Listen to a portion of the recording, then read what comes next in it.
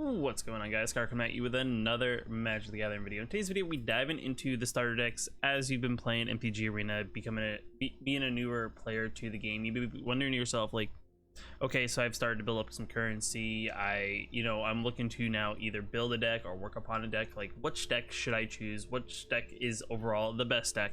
And what I really say here is play a deck that kind of fits what kind of playstyle you do enjoy the most. It doesn't always mean that it's going to be the best deck, which is okay. But at the same time, being a newer player to MTG Arena, you want to play a deck that you're going to be enjoying to play, not just play the best deck just because it has the best cards in it and it has the highest win percent.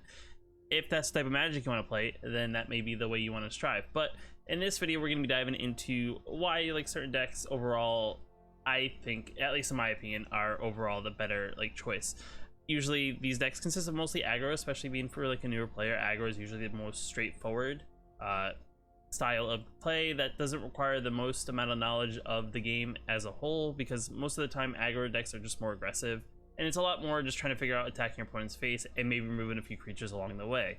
So with that being said, let's dive into some decks that I think are the most enjoyable aggro decks and decks that you can probably work upon. I'll give my suggestions on things to maybe add or tweak about a deck to kind of make it overall more consistent from where it starts off as the basic starter deck that they do give you. With that being said, guys, if you like the video, hit that like button. If you want to leave a comment about what experience you've been having in MTG Arena, let me know down in the comments below. And as always, hit the subscribe button to be posted whenever I do post videos like this on the channel. So the first and foremost, this is actually a large in charge build I did, which is, if you don't know, it's the mono green starter deck in MTG Arena, and this is actually my upgraded version of the deck. Overall, I find mono green to be one of the stronger monocolor decks currently in the post rotation standard. Yes, mono red's also a second in there, and mono white actually, with a little bit of that life gain that goes on, also can be very, very prominent. But mono green's pretty straightforward just because it just plays big things that do big damage, which is pretty straightforward, especially for a new player. So this is actually my large and in charge build. I actually have a video on this. I'll have a thingy up in the top right hand corner if you want to take a look at that video with the deck list and all that stuff. And also I can show you where that list does show you where to upgrade what cards for what to kind of get to this version. But with that being said, the one thing I like about mono green is that there's a lot of powerful cards, a lot of big things that a lot of your spot removal, unless they have a spell that literally targets a creature to eliminate it from the battlefield. Most decks that play burn spells or spells that damage creatures really can't hit a lot of the cards in this deck. And in a unique way, a lot of the cards in this deck are trying to make all your green creatures just that much stronger. And this deck has a couple interesting tricks in it, like giving all your creatures trample and just trying to hit over your opponent's creatures. So with that being said, I think mono green, if you want to just go off the first 5 starters that you're given, as you slowly unlock the rest of the starter decks, the multicolored ones, I think mono green is probably the best option out of all those decks. And yes, this deck does require a lot of rares and mythics and stuff like that, but over time, as you play more and more Magic the Gathering Arena, you'll slowly unlock this currency and you can slowly work your way towards this deck as a whole. This deck is fairly competitive. I have played on the rank ladder, and I'm sure if you look at a lot of decks on the meta in MTG Arena, you'll see that it's pretty much similar to those decks, minus maybe a couple of the cards that are rotating out from the previous rotation to some of these cards. And with Zendikar coming out, I'm sure this deck will just only improve upon even more. With that being said, this kind of goes into my other discussion as we dive into just an example of what the deck looked like before I did upgraded versions of it. So overall, the deck does kind of, what it's trying to do is ramp up to these bigger creatures, do some big damage. But what my deck does, it takes a lot of these cards that are a little bit more vanilla in, nature. You see a lot of cards that are just, 4 mana 4/4s, 5 mana 10/10s, and it turns those cards into more aggressive creatures, whereas you're getting, for that 4 mana you're spending, you're getting a much stronger creature. I know, we're not playing in that other deck a 10/10 that's going to, stomp your opponent's face, but we are playing a 5 mana 6/6 that has abilities every time it attacks and every time it blocks. Also has trample, vigilance, and reach, which I think overall triumphs over the Gigantosaurus, as much as I do love playing a gigantic dinosaur. But with that being said, you can kind of look at the deck and kind of compare the two. You can kind of see where I made certain decisions as I kind of transitioned over into that little bit more higher end mono green deck. And I kind of kept some of the core attributes of this deck intact, so I didn't go too far off the original path when it came to building from this deck to that more aggressive rare and mythic heavy deck. So with that being said, moving on to our next deck, I actually am a big proponent. I think this type of deck is great. It's like a Demir flashy kind of rampy style mutate deck. Overall, I mean, what the deck is trying to do is pretty sweet, and playing mutate overall as a whole, I think is a very interesting thing, because I think the mutate ability, especially when it gets going and your opponent it doesn't have anything to really slow it down, can actually really disrupt whatever your opponent's trying to do. And this style of mutate deck is pretty straightforward. I mean, this is like the base mutate deck that you unlock as you play through the games when you are first starting out. But I think, add in a couple more rare copies of certain rares, and add in maybe in a couple more, blue or black mutate cards, and add in some more copies of those cards will make this deck just overall much more competitive. It does have a couple cool things going for it. It has the mysterious egg, which whenever it mutates, it gets +1/+1 counter. It does have the Poliwag symbiote, which also helps us draw some cards, dig a little bit deeper. The Sea Dasher Octopus is pretty cool because you can cast and mutate at a flash speed, which catches your opponent off guard. Whenever that creature does damage, it draws a card. The Dirge Bat is another cool one because it's another flash creature that's a 3/3 with flash and flying. But the cool thing with that card is that when that card mutates, it counts as a kill spell. And with that being said, you could also add in Umori, which is the green black companion, and actually remove all the spells. You can actually go solely focus on just playing creatures in this deck and just make it creatures and lands and becoming more aggressive, because the one cool thing with mutate cards is that they all have these trigger abilities when they actually go off. So whenever you mutate a creature, it triggers some sort of ability, whether it's tapping creatures down, make your opponent discard cards, making us draw cards, ramping up mana, drawing cards, bouncing things back to your opponent's hand, dealing damage, us gaining life.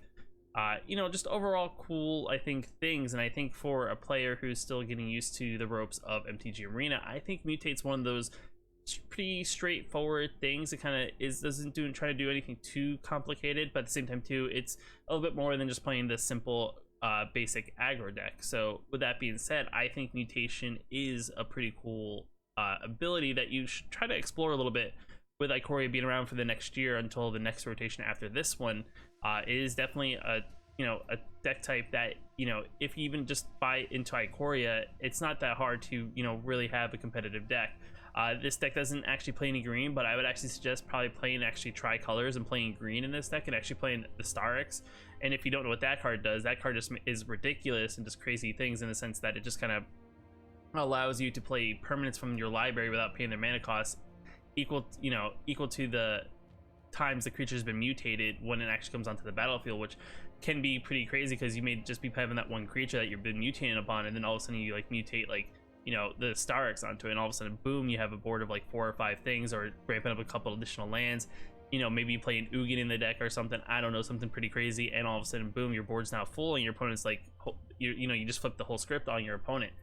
With that being said, if you are looking for something a little bit fun, this is a mechanic that has been around for a little bit, so there are things that can disrupt what is going on. And with rotation happening in this deck, they lose a couple little things that kind of help protect the cards from being taken out by your opponent's things. So it is maybe not as smooth as it used to be, but it is a fun mechanic, and it's very straightforward on what it's trying to do. So the next deck up here is a Stomp Stomp style deck. It is just big stompy creatures that do big damage. The goal here of this deck is just be very aggressive. And what this deck is trying to do right off the bat is it plays things that are 4/4s and higher, or things that can eventually become 4/4s or higher, and things that pump your creatures up to become 4/4s or bigger. And what in turn, it kind of just is very aggressive. So by turn 3, you could have a 4/4/3 or 4/2 or something like that, and which puts your opponent flips the script. And with a couple of mythic upgrades, maybe add in a Questing Beast, which is a 4/4/4 with vigilance, death touch, and a whole bunch of abilities. This deck can become even better. Give that Questing Beast, death touch, and that thing's a beast as is.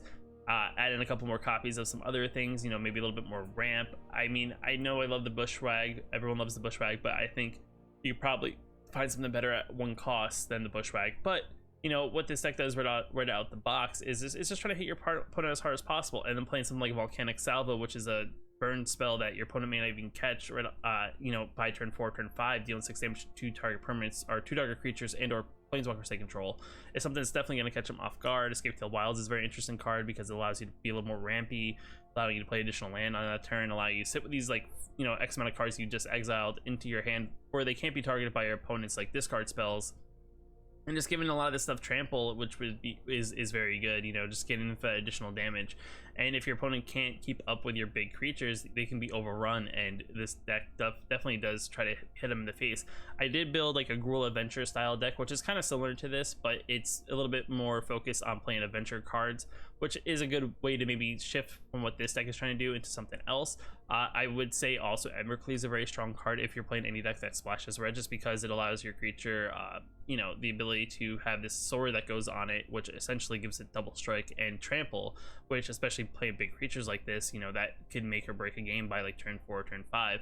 And Embercleave gets cheaper for every attacking creature, so especially if you're, you know, by turn 5 you have like, you know, 4/4 or 5/5 and maybe like your 1/1 bushwhack attacking, all of a sudden, you know, this Embercleave is now, instead of 6, it's now 3 mana, and, you know, catches your opponent by surprise, and boom, your opponent now is, you know, either low on life or, you know, the game's just over.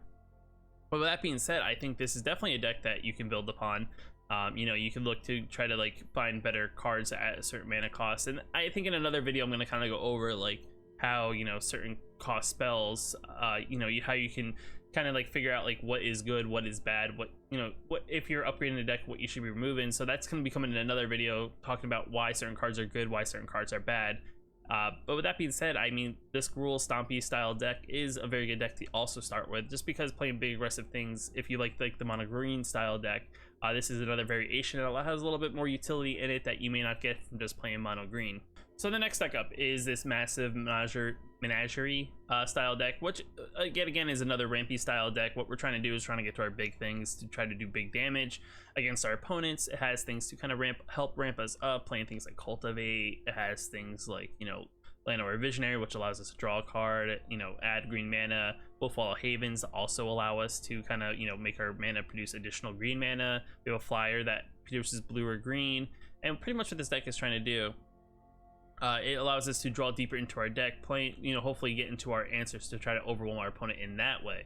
So unlike, you know, the Stompy style deck, this one is more so trying to dig deeper, get that card advantage, because technically when you draw more cards into your deck, you kind of have that advantage of seeing more of your deck, allowing you to play more things than your opponent does, because nothing's worse than, you know, by turn 4 or turn 5, you know, doing damage to your opponent, and all of a sudden, you know, you're like 20 cards deep in your deck and your opponent's only like by like, you know, card 12. I don't really know, I'm just making up a number. I don't really know the math that usually happens. But what this deck yet again does, like the other deck, is it's just trying to do get to that big damage as quickly as possible. You know, we have something like Thunderous Snapper, which, you know, whenever we cast a spell with a converted mana cost of 5 or greater, we're going to be drawing a card.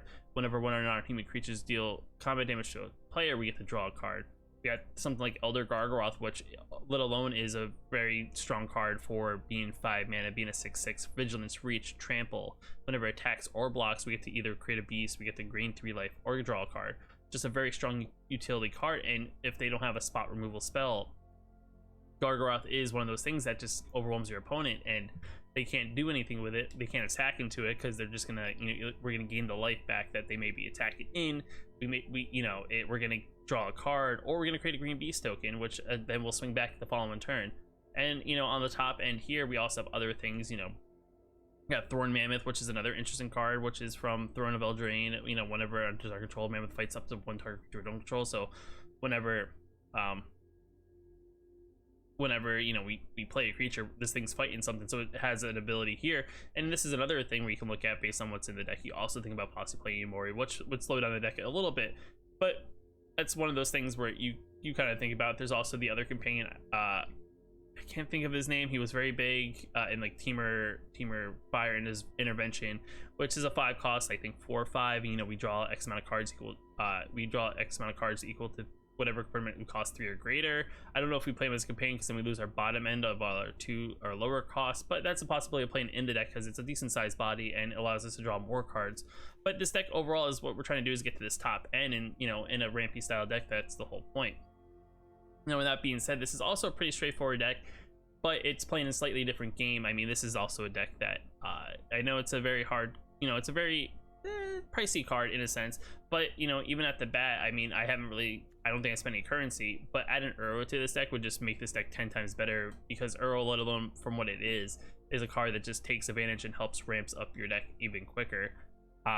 With that being said, you know, having 4 copies of Earl would just make this deck that much better, just allowing us to ramp even better, gain some life, you know, and allowing us, you know, replay it later in the game, especially if our graveyards start filling up because our, you know, things get eliminated.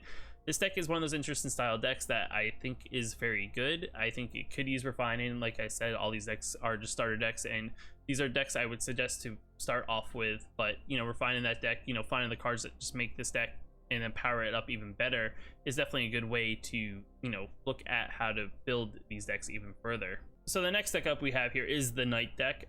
This is actually a very interesting deck because Knights are actually pretty good. Overall, from what this deck is trying to do, it's playing Knights and pumping up your Knights by, you know, adding in things that are, there's a Knight lore that gives all our Knights +1/+1. You know, we got things like Infuriate, we got Vulnerable Knight, we got Rimrock Knight, Youthful Knight. You know, everything in this deck is literally Knights. Now, with that being said, I think there's definitely ways for this deck to become super competitive, as I think there is the tri-colored land that allows us to play Knights and or equipment spells. And I think it's a common or uncommon, I don't know off the top of my head, but you know, this deck is fairly straightforward and inexpensive to upgrade, in the sense that a lot of these Knights we kind of already have majority of the copies of based on what this deck has given us. And with that being said, you know, there's a couple Knights out there that you probably want to add. There's the 1 mana Fervent Champion, which is one of those pesky little Knights. It's a 1/1 at the beginning with first strike, but it, whenever it attacks, actually gives an additional Knight +2/+0, which then makes our Knights even better, which makes this deck even more aggressive. And then having the Embercleave as the top end, this is the card I was talking about earlier, with this Knight deck, makes it just that much better. You know, the spell costs 1 less for each attacking creature we control. It enters the battlefield, attached to your target creature for pretty much as it comes into the battlefield. And like I said, it gives that creature +1/+1 double strike and trample, which if you look at this deck overall, you know, that pretty much by turn 4, turn 5, you know, if this deck is as aggressive as is, can definitely win you the game and catch your opponent off guard. You know, there's certain things that I think that are okay with the deck right out of the bat, but like I said, you want to build into maybe getting like the more bottom end, you know, aggressive, you know, maybe only playing up, you know, have the curve roughly around like, you know, 1, 2, 3, and then, you know, Embercleave is really the thing you want to focus on. You know, maybe even splashing in black, because there's a couple Knights from Throne of Eldraine that, you know, have Death Touch, which is good because Death Touch kind of slows your opponent down because they don't want to attack into something with Death Touch. There's the other Knight that has the Adventure ability that, you know, whenever you deal X damage to your opponent, you gain X life equal to the amount of Knights you control, and then it's a 2/1 lifelinker. You know, there's certain things that you can look at if you want to splash an additional color. I know the mana is very clunky just because of us losing the shock lands, and, you know, tap lands are a little bit slower. I mean, if you splash another color, maybe play a few more triomes. I can't think off the top of my head if there's a black, red, white triome, but I know with Zendikar Rising there's going to be some interesting lands coming out that will hopefully help out these kind of multicolor decks to be still, you know, be as quick as they are. I think there's the lands that you play and they flip over one color or the other that produce mana. But with that being said, guys, I mean, Knights are a fairly strong deck. Boros is pretty cool. I did see like there's a dog Boros style deck with like humans and dogs, and you play like Winota, and Winota, what that does is whenever you attack with a non-human creature, you trigger this ability where you look at the top X amount of cards of your library, reveal one of them, reveal a human from one of them, put it onto the battlefield attacking, and so on and so forth. So that's another interesting kind of way to possibly play Boros. But I think Knights are fairly strong as well. It's a very competitive deck. People play Knights in ranked as a whole, so if you want to start somewhere with Knights, you could always start with this deck and work your way to maybe that competitive Knight deck that you do see on the ladder. But this is actually a good starting point, like I said, to kind of get familiarized with the overall Knight style deck. So with that being said, we're now moving into the last deck that I kind of want to go over, that I kind of find to be a very good starting point for a newer player, and that is like the Life Skills deck.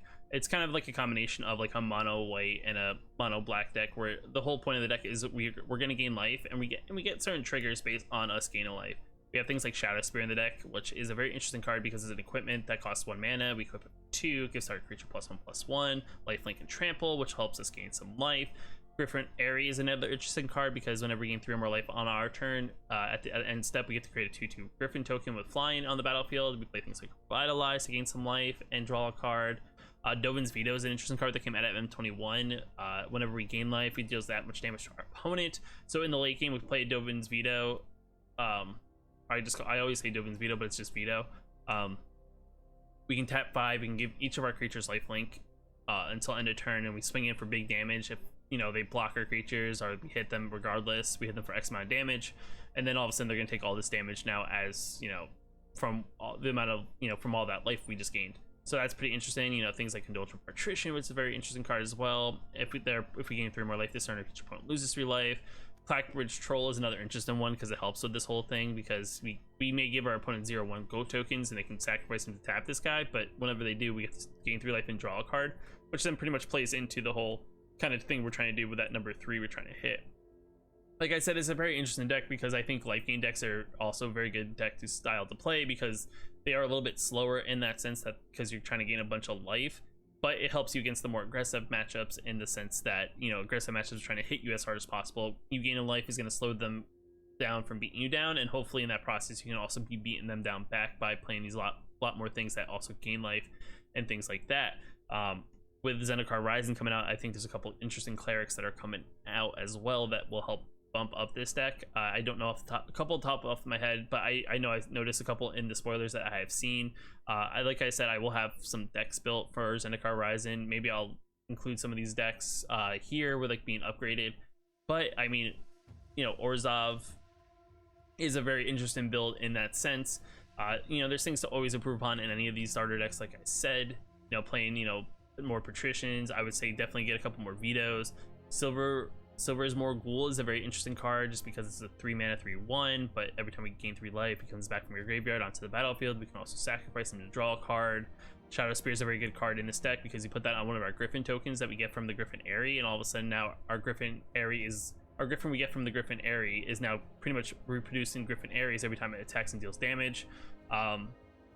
Tavern Swindler is a good card as well in the sense that it's a flip of a coin. We may lose some life, but we may gain 6 life, which combine that with veto could be a good thing, but it doesn't always work. But for 2 mana, it's always a thing you could always risk, especially in the early game. But overall, I mean, this deck is fairly interesting. I mean, I didn't even realize that Baneslayer is in the top end here. It's a flying first strike lifelinker. I know it's not as good as it used to be when it first came out, and I think I think it's like M11, M12, I think. I could be wrong. Let me know in the comments below if I'm wrong, but Baneslayer is always a good card. That's a card that you could always add another copy of. I would say definitely add another copy of Clackbridge Troll. We got the lands that come to battlefield, gain some life. I actually think this is much better of a land than playing something like Temple of Silence. There are lands like, I forgot to mention all the other decks, the castles. Each mono color has a castle that kind of goes along with it. So adding like the castle, the mono black castle where we draw a card and we lose X life equal to the amount of cards in our hand is definitely good in this deck because we're playing gain life abilities. It kind of cancels out those abilities. But overall, I mean, this deck is another interesting deck for a newer player to kind of get the understanding of lifelink, and kind of helps you kind of slow down the game a little bit more, especially if you're new and feel like you're playing a lot of aggressive decks. But with that being said, guys, I mean, if you like these videos, let me know in the comments below. I'll try to, keep on going on with these like new player guide videos as much as you guys seem to like them. I definitely am always looking to help newer players to the game, try to not make it as complicated. But as much as I said, it's kind of like that weird point in MTG Arena where we're kind of like waiting for Zendikar Rising and rotations happening. So it's like kind of weird for me to play any decks that have older cards that are going to rotate out. So I don't want you guys like building decks that I made that have these older cards. I mean, I may make videos of some decks that we may be losing in rotation, but a lot of these decks are just going to be like kind of like the last play before they rotate out and then they get moved to historic as a whole. But if you like the video, guys, hit that like button. It definitely helps out the channel a lot. If you want to post more videos, hit that subscribe button. But I'll catch you in the next video.